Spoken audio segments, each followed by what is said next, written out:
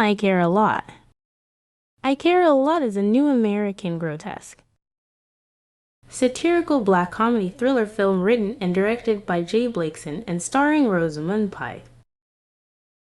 She starred in the title role of Marla Grayson. Marla Grayson believes that there is no such thing as good people. Working hard and playing fair can't lead to success and happiness. Playing fair is a joke invented by rich people to keep the rest of us poor. She makes a living as a court-appointed guardian, seizing and selling the assets of vulnerable elderly people. She and the court deny a man, Mr. Feldstrom, access to his mother after he attempts to force his way into a nursing home. His mother didn't want to leave her house and live with her son, or in a nursing home, but Marla knows better what she needs and force her in a nursing home. Without permission, to meet her own son, she can care better than family member. After the trial, Marla meets her girlfriend and business partner Fran, and Mr. Feldstrom threatens Marla. Dr. Karen Amos informs Marla about a potential case. A wealthy retiree with no partner or close family named Jennifer Peterson. A judge appoints Marla guardian after she and Dr. Amos falsely testify that Jennifer suffers from dementia, confusion, and loss of mobility.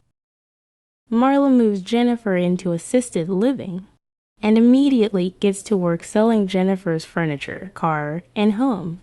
While reading through Jennifer's possessions, Marla discovers the key to a safe deposit box and finds that it contains a watch, gold bars, banknotes, and hidden diamonds, which she takes and stashes away. As Marla's girlfriend and business partner, Fran, oversees the renovation of the house, a cab arrives from Jennifer's son, Roman, a crime lord. Fran says that Jennifer has moved. Roman starts to look for his mother. His lawyer, Dean Erickson, offers to pay Marla $150,000 in cash to release Jennifer, but she refuses, willing to do it only if she is paid $5 million. The lawyer threatens Marla and takes her to court. The judge dismisses the case as Erickson cannot prove Jennifer hired him. Fran discovers Jennifer Peterson is an identity stolen from an infant who died of polio. When Jennifer refuses to tell Marla her real identity, Marla teams up with property manager Sam Rice, and they limit many of Jennifer's basic needs. Finding his mother's safe deposit box rifled, Roman sends 3 thugs to Jennifer's facility to take her. This violent effort fails.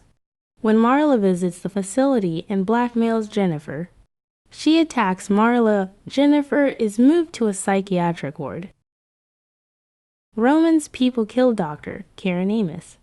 Marla is kidnapped while Fran is attacked in their home. Marla is taken to Roman, where he tortures her, but she boldly demands $10 million to arrange Jennifer's release.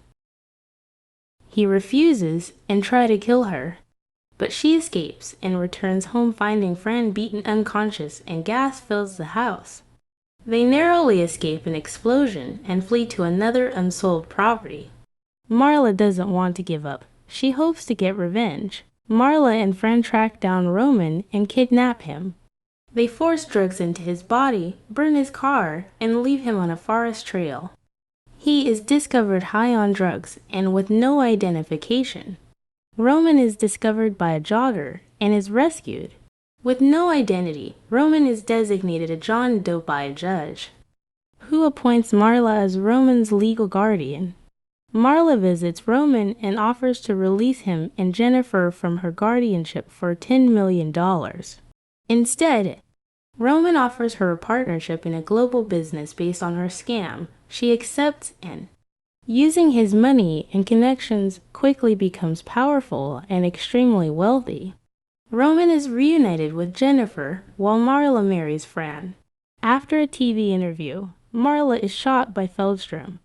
He says that his mother died alone in the assisted living facility, and they wouldn't let him see her. Feldstrom is arrested.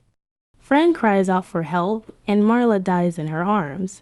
Isn't the death too easy for a bitch who robbed and tortured a lot of defenseless old people? What do you think?